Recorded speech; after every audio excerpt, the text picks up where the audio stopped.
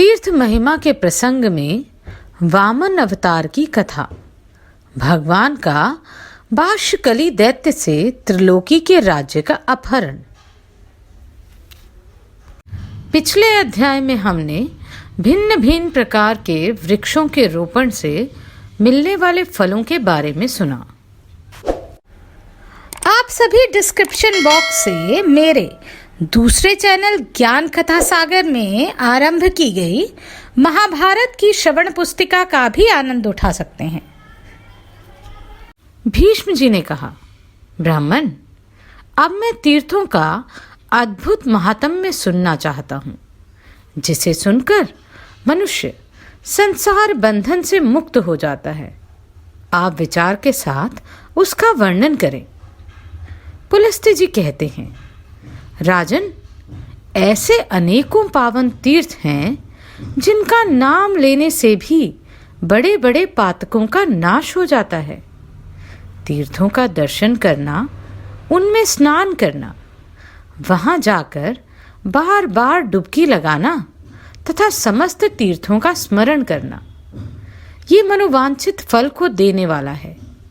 भीष्म, पर्वत, नदियां, क्षेत्र, आश्रम और मानस आदि सरोवर सभी तीर्थ कहे गए हैं, जिनमें तीर्थ यात्रा के उद्देश्य से जाने वाले पुरुष को पग पग पर अश्वमेघ आदि यज्ञों का फल मिलता है।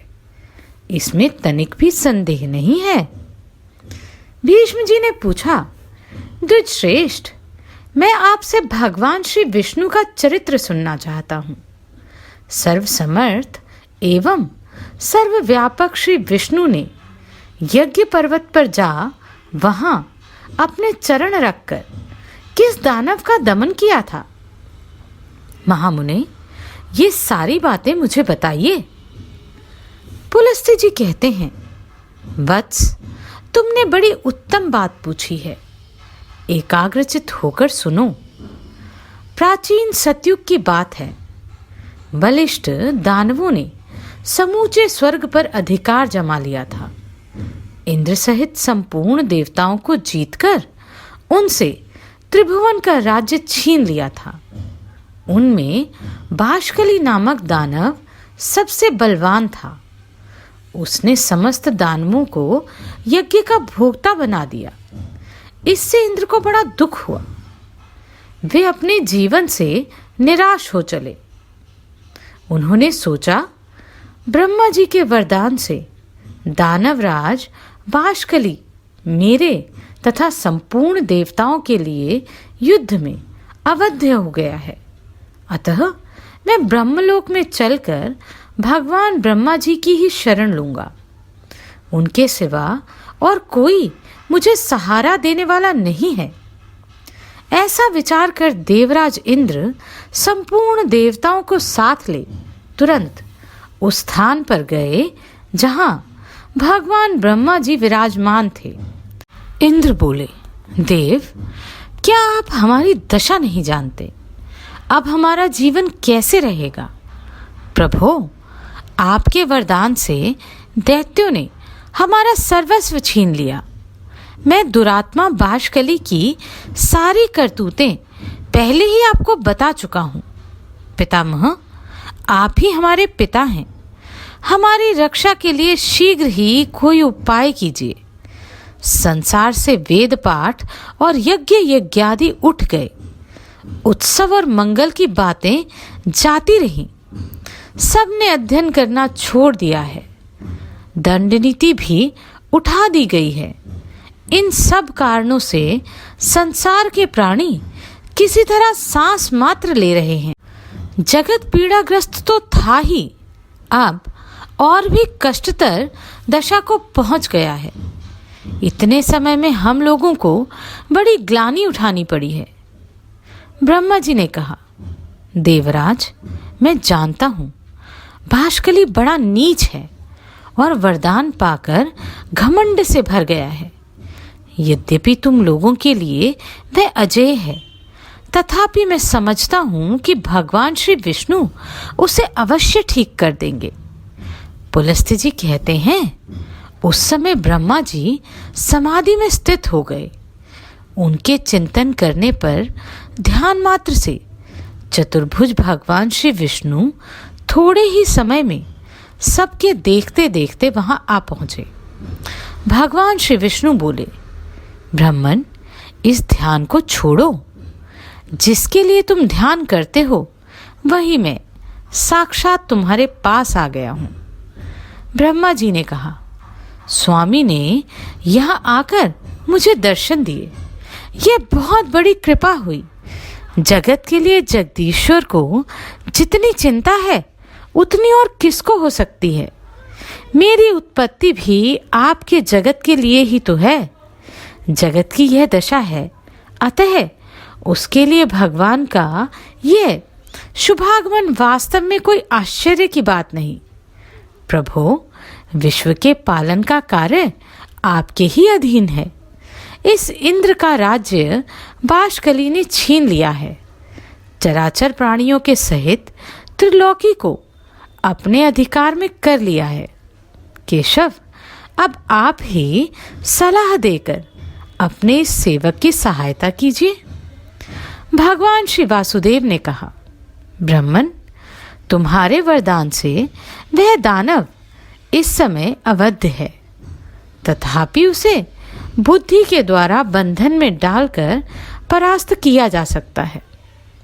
मैं दानवों का विनाश करने के लिए वामन रूप धारण करूंगा। ये इंद्र मेरे साथ बाशकली के घर चले और वहां पहुंचकर मेरे लिए इस प्रकार वर की याचना करें। राजन, इस बौने ब्राह्मण के लिए 3 पग भूमि का दान दीजिए। महाभाग, इनके लिए मैं आपसे याचना करता हूं। ऐसा कहने पर वह दानवराज अपना प्राण तक दे सकता है। पितामह, उस दानव का दान स्वीकार करके पहले मेरे राज्य से वंचित करूंगा, फिर उसे बांधकर पाताल का निवासी बनाऊंगा। यूं कहकर भगवान श्री विष्णु अंतर्ध्यान हो गए। तदनंतर कार्य साधन के अनुकूल समय आने पर संपूर्ण प्राणियों पर दया करने वाले देवादिदेव भगवान ने देवताओं का हित करने के लिए अदिति का पुत्र होने का विचार किया। भगवान ने जिस दिन गर्भ में प्रवेश लिया, उस दिन स्वच्छ वायु बहने लगी। संपूर्ण प्राणी बिना किसी उपद्रव के अपने अपने इच्छित पदार्थ प्राप्त करने लगे। वृक्षों से फूलों की वर्षा होने लगी। समस्त दिशाएं निर्मल हो गईं तथा सभी मनुष्य सत्यपरायण हो गए। देवी अदिति ने 1000 दिव्य वर्षों तक भगवान को गर्भ में धारण किया। इसके बाद वे भूत भावन प्रभु वामन रूप में प्रकट हुए। उनके अवतार लेते ही नदियों का जल स्वच्छ हो गया, वायु सुगंध बिखेरने लगी। उस तेजस्वी पुत्र के प्रकट होने से महर्षि कश्यप को भी बड़ा आनंद हुआ। तीनों लोकों में निवास करने वाले समस्त प्राणियों के मन में अपूर्व उत्साह भर गया। भगवान जनार्दन का प्रादुर्भाव होते ही स्वर्गलोक में नगारे बज उठे। अत्यंत हर्षोल्लास के कारण त्रिलोकी की मोह और दुख नष्ट हो गए। गंधर्वों ने अत्यंत उच्च स्वर से संगीत आरंभ किया। कोई ऊंचे स्वर से भगवान की जय जयकार करने लगे, कोई अत्यंत हर्ष में भरकर जोर जोर से गर्जना करते हुए बारंबार भगवान को साधुवाद देने लगे, तथा कुछ जन्म, भय, बुढ़ापा और मृत्यु से छुटकारा पाने के लिए उनका ध्यान करने लगे। इस प्रकार ये संपूर्ण जगत सब ओर से अत्यंत प्रसन्न हो उठा। देवता लोग मन ही मन विचार करने लगे, ये साक्षात परमात्मा श्री विष्णु है। ब्रह्मा जी के अनुरोध से जगत की रक्षा के लिए इन जगदीश्वर ने यह छोटा सा शरीर धारण किया है। ये ही ब्रह्मा, ये ही विष्णु और ये ही महेश्वर हैं। देवता, यज्ञ और स्वर्ग सब कुछ ये ही हैं। इसमें तनिक भी संदेह नहीं है। यह संपूर्ण चराचर जगत भगवान श्री विष्णु से व्याप्त है। ये एक होते हुए भी पृथक शरीर धारण करके ब्रह्मा के नाम से विख्यात हैं। जिस प्रकार बहुत से रंगों वाली वस्तुओं का सानिध्य होने पर स्फटिक मणि विचित्र सी प्रतीत होने लगती है, वैसे ही मायामय गुणों के संसर्ग से स्वयंभू परमात्मा की नाना रूपों में प्रतीति होती है। जैसे एक ही गार्हपत्य अग्नि, दक्षिणाग्नि तथा आहवनी अग्नि आदि भिन्न भिन्न संज्ञाओं को प्राप्त होती है, उसी प्रकार ये एक ही श्री विष्णु ब्रह्मा आदि अनेक नाम एवं रूपों में उपलब्ध होते हैं। ये भगवान सब तरह से देवताओं का कार्य सिद्ध करेंगे। शुद्ध चित्त वाले देवगण जब इस प्रकार सोच रहे थे, उसी समय भगवान वामन इंद्र के साथ बाशकली के घर गए। उन्होंने दूर से ही बाशकली की नगरी को देखा, जो परकोटे से घिरी थी। सब प्रकार के रत्नों से सजे हुए ऊंचे ऊंचे सफेद महल, जो आकाशचारी प्राणियों के लिए भी अगम्य थे, उस पुरी की शोभा बढ़ा रहे थे। नगर की सड़कें बड़ी ही सुंदर एवं क्रमबद्ध बनाई गई थी। कोई ऐसा पुष्प नहीं, ऐसी विद्या नहीं, ऐसा शिल्प नहीं तथा ऐसी कला नहीं जो बाशकली की नगरी में उपस्थित ना हो। वहीं रहकर दानवराज बाशकली चराचर प्राणियों सहित समस्त त्रिलोकी का पालन करता था। वह धर्म का ज्ञाता, कृतज्ञ, सत्यवादी और जितेंद्रिय था। सभी प्राणी उससे सुगमता पूर्वक मिल सकते थे। न्याय अन्याय का निर्णय करने में उसकी बुद्धि बड़ी ही कुशल थी। वह ब्राह्मणों का भक्त, शरणागतों का रक्षक तथा दीन और अनाथों का दया करने वाला था। मंत्र शक्ति, प्रभु शक्ति और उत्साह शक्ति, इन तीनों शक्तियों से वह संपन्न था। संधि, विग्रह, यान, आसन, द्वैधी भाव और समाश्रय, राजनीति के इन 6 गुणों का अवसर के अनुकूल उपयोग करने में उसका सदा उत्साह रहता था। वह सबसे मुस्कुराकर बात करता था। वेद और वेदांगों के तत्व का उसे पूर्ण ज्ञान था।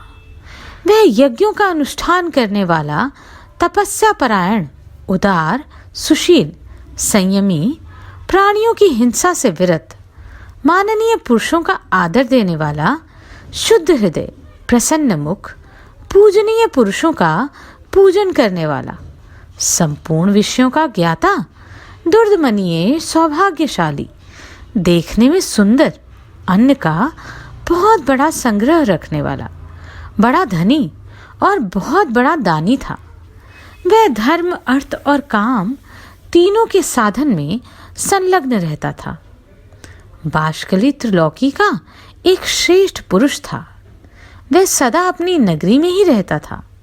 उसमें देवता और दानवों के भी घमंड को चूर्ण करने की शक्ति थी। ऐसे गुणों से विभूषित होकर वह त्रिभुवन की समस्त प्रजा का पालन करता था। उस दानवराज के राज्य में कोई भी अधर्म नहीं हो पाता था। उसकी प्रजा में कोई भी ऐसा नहीं था जो दीन, रोगी, अल्पायु, दुखी, मूर्ख, कुरूप, दुर्भाग्यशाली और अपमानित हो। इंद्र को आते देख दानवों ने जाकर राजा बाशकली से कहा, प्रभु, बड़े आश्चर्य की बात है। आज इंद्र एक बौने ब्राह्मण के साथ अकेले ही आपकी पुरी में आ रहे हैं। इस समय हमारे लिए जो कर्तव्य हो उसे शीघ्र बताइए। उनकी बात सुनकर बाशकली ने कहा, दानवों, इस नगर में देवराज को आदर के साथ ले आना। वे आज हमारे पूजनीय अतिथि हैं। पुलस्त्य जी कहते हैं, दानवराज बाशकली दानवों से ऐसा कहकर फिर स्वयं इंद्र से मिलने के लिए अकेला ही राजमहल से बाहर निकल पड़ा और अपने शोभा संपन्न नगर की 7वीं ड्योढ़ी पर जा पहुंचा। इतने में ही उधर से भगवान वामन और इंद्र भी आ पहुंचे। दानवराज ने बड़े प्रेम से उनकी ओर देखा और प्रणाम करके अपने को कृतार्थ माना। वह हर्ष में भरकर सोचने लगा, मेरे समान धन्य दूसरा कोई नहीं, क्योंकि आज मैं त्रिभुवन की राजलक्ष्मी से संपन्न होकर इंद्र को याचक के रूप में अपने घर पर आया देखता हूँ। यह मुझसे कुछ याचना करेंगे। घर पे आए हुए इंद्र को मैं अपनी स्त्री, पुत्र, महल तथा अपने प्राण भी दे डालूंगा। फिर त्रिलोकी के राज्य की तो बात ही क्या है। यह सोचकर उसने सामने आ इंद्र को अंक में भरकर बड़े आदर के साथ गले लगाया और अपने राजबहन के भीतर ले गया। अर्घ्य तथा आचमनीय आदि से उन दोनों का यत्नपूर्वक पूजन किया। इसके बाद बाष्कली बोला, इंद्र, आज मैं आपको अपने घर पर स्वयं आया देखता हूँ। इससे मेरा जन्म सफल हो गया, मेरे सभी मनोरथ पूर्ण हो गए। प्रभो, मेरे पास आपका किस प्रयोजन से आगमन हुआ, मुझे सारी बात बताइए। आपने यहाँ तक आने का कष्ट उठाया, इसे मैं बड़े आश्चर्य की बात समझता हूँ। इंद्र ने कहा, बाष्कले, मैं जानता हूँ दानव वंश के श्रेष्ठ पुरुषों में तुम सबसे प्रधान हो। तुम्हारे पास मेरा आना कोई आश्चर्य की बात नहीं है। तुम्हारे घर पर आए हुए याचक कभी विमुख नहीं लौटते। तुम याचकों के लिए कल्प वृक्ष हो। तुम्हारे समान दाता कोई नहीं है। तुम प्रभा में सूर्य के समान हो, गंभीरता में सागर की समानता रखते हो। क्षमाशीलता के कारण तुम्हारी पृथ्वी के साथ तुलना की जाती है। ये ब्राह्मण देवता वामन कश्यप जी के उत्तम कुल में उत्पन्न हैं। इन्होंने मुझसे 3 पग भूमि के लिए याचना की है, किंतु बाष्कले, मेरा त्रिभुवन का राज्य तो तुम्हारे पराक्रम करके छीन लिया गया है। अब मैं निराधार और निर्धन हूँ। इन्हें देने के लिए मेरे पास कोई भूमि नहीं है, इसलिए तुमसे याचना करता हूँ। याचक मैं नहीं, ये हैं। दानवेंद्र, यदि तुम्हें अभिष्ट हो तो इन वामन जी को 3 पग भूमि दे दो। बाष्कली ने कहा, देवेंद्र, आप भले पधारे, आपका कल्याण हो। जरा अपनी ओर तो देखिए, आप ही सबके परम आश्रय हैं।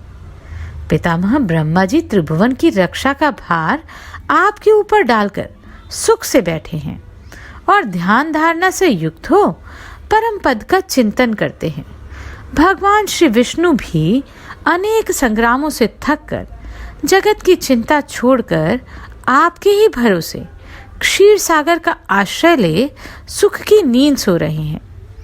उमानाथ भगवान शंकर भी आपको ही सारा भार सौंपकर कैलाश पर्वत पर विहार करते हैं। मुझसे भिन्न बहुत से दानवों को, जो बलवानों से भी बलवान थे, आपने अकेले ही मार गिराया। 12 आदित्य, 11 रुद्र, 2 अश्वनी कुमार, 8 वसु तथा सनातन देवता धर्म, ये सब लोग आपके ही बाहुबल का आश्रय ले स्वर्गलोक में यज्ञ का भाग ग्रहण करते हैं। आपने उत्तम दक्षिणाओं से संपन्न 100 यज्ञों द्वारा भगवान का यजन किया था। वृत्र और नमूची आपके ही हाथ से मारे गए हैं। आपने ही पाक नामक दैत्य का दमन किया था। सर्वसमर्थ भगवान विष्णु ने आपकी ही आज्ञा से दैत्यराज हिरण्यकश्यपु को अपनी जांघों पर बिठाकर मार डाला था। आप ऐरावत के मस्तक पर बैठकर वज्र हाथ में लिए जब संग्राम भूमि में आते हैं, उस समय आपको देखते ही सब दानव भाग जाते हैं। पूर्व काल में आपने बड़े बड़े बलिष्ठ दानवों पर विजय पाई है। देवराज, आप ऐसे प्रभावशाली हैं, आपके सामने मेरी क्या गिनती हो सकती है। आपने मेरा उद्धार करने की इच्छा से ही यहाँ पदार्पण किया है। निसंदेह मैं आपकी आज्ञा का पालन करूँगा। मैं निश्चय पूर्वक कहता हूँ, आपके लिए अपने प्राण भी दे दूँगा। देवेश्वर, आपने मुझसे इतनी सी भूमि की बात क्यों कही? ये स्त्री, पुत्र, गौएं तथा और जो कुछ भी धन मेरे पास है वह सब एवं त्रिलोकी का सारा राज्य इन ब्राह्मण देवता को दे दीजिए। आप ऐसा करके मुझ पर तथा मेरे पूर्वजों पर कृपा कीजिए, इसमें तनिक भी संशय नहीं है। क्योंकि भावी प्रजा कहेगी, पूर्व काल में राजा बाशकली ने अपने घर पर आए हुए इंद्र को त्रिलोकी का राज्य दे दिया। आप ही क्यों, दूसरा भी कोई याचक यदि मेरे पास आए तो वह सदा ही मुझे अत्यंत प्रिय होगा। आप तो उन सब में मेरे लिए विशेष आदरणीय हैं, अतः आपको कुछ भी देने में मुझे कोई विचार नहीं करना है।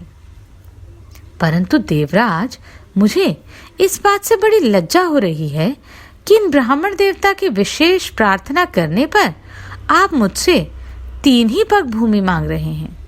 मैं इन्हें अच्छे अच्छे गांव दूंगा और आपको स्वर्ग का राज्य अर्पण कर दूंगा।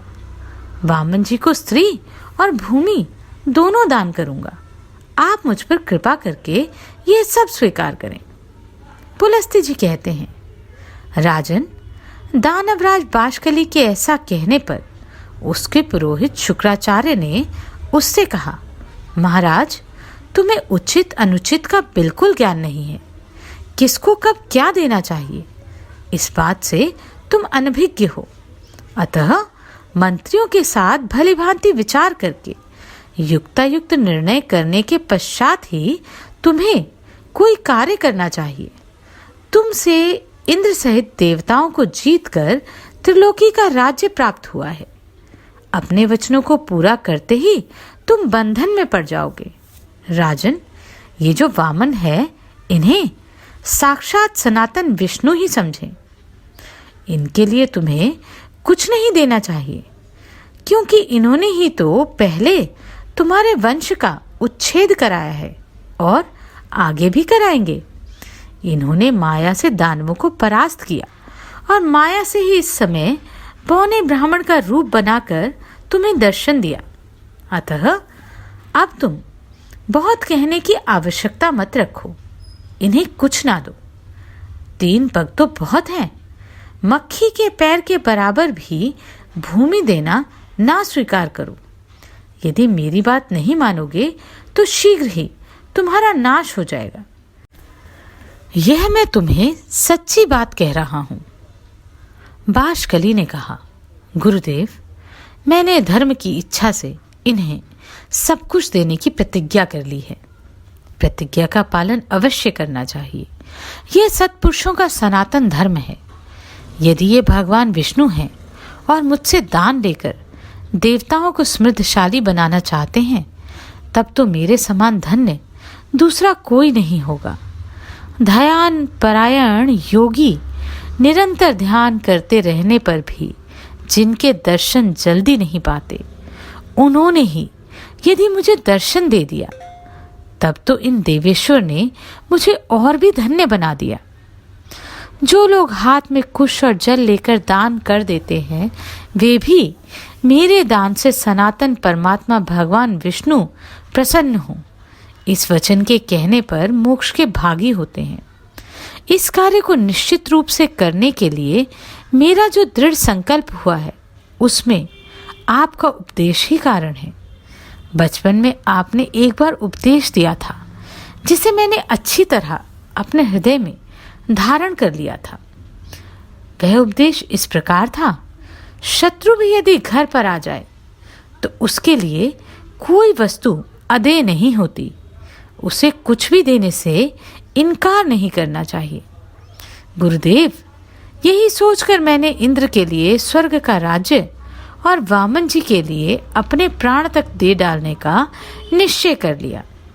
जिस दान के देने में कुछ भी कष्ट नहीं होता, ऐसा दान तो संसार में सभी लोग देते हैं। यह सुनकर गुरुजी ने लज्जा से अपना मुंह नीचे कर लिया।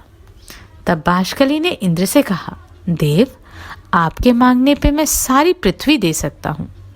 यदि इन्हें 3 ही पग भूमि देनी पड़ी तो यह मेरे लिए लज्जा की बात होगी।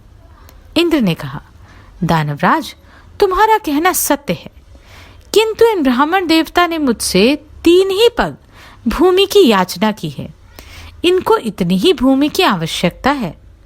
मैंने भी इन्हीं के लिए तुमसे याचना की है, अतः इन्हें यही वर देना।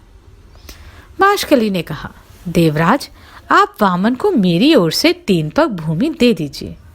आप भी चिरकाल तक वहां सुख से निवास कीजिए। पुलस्त्य जी कहते हैं, यह कहकर बाष्कली ने हाथ में जल ले, साक्षात श्रीहरि मुझ पर प्रसन्न हो, ऐसा कहते हुए वामन जी को 3 पग भूमि दे दी। दानवराज के दान करते ही श्रीहरि ने वामन रूप त्याग दिया और देवताओं का हित करने की इच्छा से संपूर्ण लोकों को नाप लिया। ये यज्ञ पर्वत पर पहुंचकर उत्तर की ओर मुंह करके खड़े हो गए। उस समय दानव लोग भगवान के बाएं चरण के नीचे आ गया। तब जगदीश्वर ने पहला पग सूर्यलोक में रखा तथा दूसरा ध्रुवलोक में। फिर अद्भुत कर्म करने वाले भगवान ने तीसरे पग से ब्रह्मांड पर आघात किया।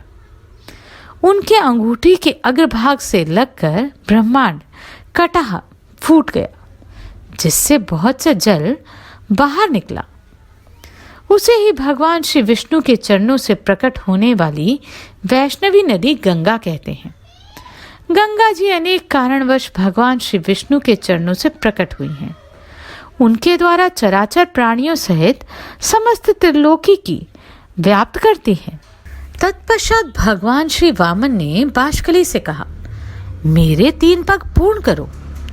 बाष्कली ने कहा, भगवान, आपने पूर्व काल में जितनी बड़ी पृथ्वी बनाई थी उसमें से मैंने कुछ भी छिपाया नहीं है। पृथ्वी छोटी है और आप महान हैं। मुझ में सृष्टि उत्पन्न करने की शक्ति नहीं है, जिससे कि दूसरी पृथ्वी बनाकर आपके 3 पग पूर्ण करूं। देव, आप जैसे प्रभुओं की इच्छा शक्ति ही मनोवांछित कार्य करने में समर्थ होती है। सत्यवादी बाष्कली को निरुत्तर जानकर भगवान श्री विष्णु बोले, दानवराज, बोलो, मैं तुम्हारी कौन सी इच्छा पूर्ण करूं? तुम्हारा दिया हुआ संकल्प का जल मेरे हाथ में आया है, इसलिए तुम वर पाने के योग्य हो, वरदान के उत्तम पात्र हो। तुम्हें जिस वस्तु की इच्छा हो मांगो, मैं उसे दूंगा। बाष्कली ने कहा, देवेश्वर, मैं आपकी भक्ति चाहता हूँ। मेरी मृत्यु भी आपके ही हाथ से हो, जिससे मुझे आपके परम धाम श्वेत दीप की प्राप्ति हो, जो तपस्वियों के लिए भी दुर्लभ है।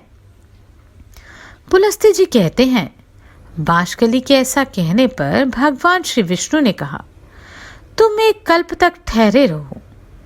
जिस समय वराह रूप धारण करके मैं रसातल में प्रवेश करूंगा, उसी समय तुम्हारा वध करूंगा। इससे तुम मेरे रूप में लीन हो जाओगे। भगवान के ऐसे वचन सुनकर वह दानव उनके सामने से चला गया। भगवान भी उससे त्रिलोकी का राज्य छीनकर अंतर्ध्यान हो गए। बाष्कली पाताल लोक का निवासी होकर सुखपूर्वक रहने लगा। बुद्धिमान इंद्र तीनों लोकों का पालन करने लगे। यह जगतगुरु भगवान श्री विष्णु के वामन अवतार का वर्णन है। इसमें श्री गंगा जी के प्रादुर्भाव की कथा भी आती है। यह प्रसंग सब पापों का नाश करने वाला है। यह मैंने श्री विष्णु के 3 पगों का इतिहास बतलाया, जिसे सुनकर मनुष्य इस संसार में संपूर्ण पापों से मुक्त हो जाता है। श्री विष्णु के पगों का दर्शन कर लेने पर उसके दुस्वप्न, दुश्चिंताएं और घोर पाप नष्ट हो जाते हैं। पापी मनुष्य प्रत्येक युग में यज्ञ पर्वत पर स्थित श्री विष्णु के चरणों का दर्शन करके पाप से छुटकारा पा जाते हैं। भीष्म, जो मनुष्य मौन होकर यज्ञ पर्वत पर चढ़ता है अथवा 3 पुष्करों की यात्रा करता है, उसे अश्वमेध यज्ञ का फल मिलता है। वह सब पापों से मुक्त हो मृत्यु के पश्चात श्री विष्णु धाम में जाता है। भीष्म जी बोले, भगवान, यह तो बड़े आश्चर्य की बात है कि वामन जी के द्वारा दानवराज बाष्कली बंधन में डाला गया। मैंने तो श्रेष्ठ ब्राह्मणों के मुख से ऐसी कथा सुन रखी है कि भगवान ने वामन रूप धारण करके राजा बाली को बांधा था और विरोचन कुमार बाली आज तक पाताल लोक में मौजूद हैं। अतः आप मुझसे बलि के बांधे जाने की कथा का वर्णन कीजिए। पुलस्त्य जी बोले, नृपश्रेष्ठ, मैं तुम्हें सब बातें बताता हूँ। सुनो, पहली बार की कथा तो तुम सुन ही चुके हो। दूसरी बार वर्तमान वैवस्वत मनवंतरों में भी भगवान श्री विष्णु ने त्रिलोकी को अपने चरणों से नापा था। उस समय उन देवादिदेव ने अकेले ही यज्ञ में जाकर राजा बलि को बांधा और भूमि को नापा था। उस अवसर पर भगवान का पुनः वामन अवतार हुआ तथा पुनः उन्होंने त्रिविक्रम रूप धारण किया था। वे पहले वामन होकर फिर अवामन अर्थात विराट हो गए थे।